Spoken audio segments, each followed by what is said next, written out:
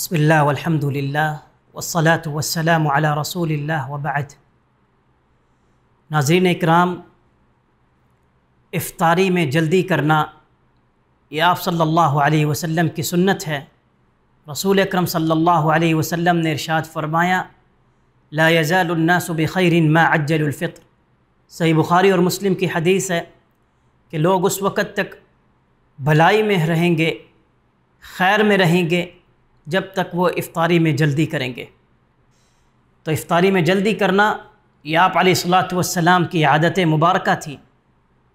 رسول اکرم صلی اللہ علیہ وسلم نے ارشاد فرمایا، اذا رأیتم اللیل قد اقبل منها ہنا، کہ جب تم دیکھ لو کہ رات ہو گئی ہے، یعنی سورج غروب ہو گیا ہے، فقد افطر الصائم، تو روزے دار کو چاہیے کہ وہ افطاری کر لے۔ افطاری جلدی کرنا یہ نبوت کے اخلاق میں سے ہے۔ افطاری جلدی کرنا یہ انبیاء اکرام رضوان اللہ علیہم مجمعین کی عادات میں سے ہے۔ ابو درداء رضی اللہ عنہ ارشاد فرماتے ہیں کہ 3 چیزیں نبوت کے اخلاق میں سے ہیں۔ سب سے پہلی چیز اکلۃ السحور، سحری کا کھانا۔ دوسری چیز تعجیل الافطار، افطار جلدی کرنا۔ اور تیسری چیز وضع الیمین علی الشمال فی الصلاۃ، دائیں ہاتھ کو بائیں ہاتھ کے اوپر رکھنا نماز میں۔ یہ 3 چیزیں انبیاء اکرام علیہ الصلاۃ والسلام کی عادات میں سے تھیں۔ اور افطار جلدی کرنا، اس کے اندر یہود و نصارہ کی مخالفت ہے، کہ جن کی مخالفت کا اللہ کے رسول صلی اللہ علیہ وسلم نے حکم دیا۔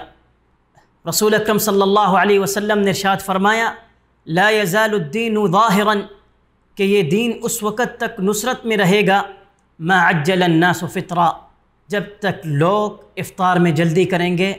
لأن الیہود والنصارى یؤخرون، کیونکہ یہود و نصارہ وہ افطاری میں دیر کرتے ہیں، افطاری دیر سے کرتے ہیں۔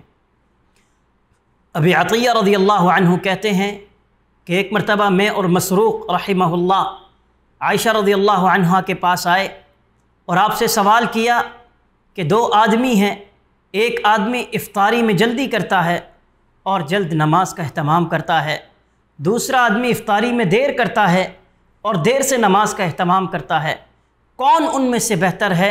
حضرت عائشہ رضی اللہ عنہ نے جواب دیا، وہ آدمی جو افطاری میں جلدی کرتا ہے اور جلدی نماز کا اہتمام کرتا ہے وہ سب سے زیادہ بہتر ہے، کیونکہ رسول اللہ صلی اللہ علیہ وسلم کی عادت مبارکہ تھی کہ آپ صلی اللہ علیہ وسلم افطاری میں جلدی کیا کرتے تھے اور نماز جلدی ادا کیا کرتے تھے۔ اللہ سے دعا ہے کہ اللہ تعالی ہمیں آپ صلی اللہ علیہ وسلم کی سنتوں کو اپنانے کی توفیق عطا فرمائے۔ وآخر دعوانا ان الحمد للہ رب العالمین۔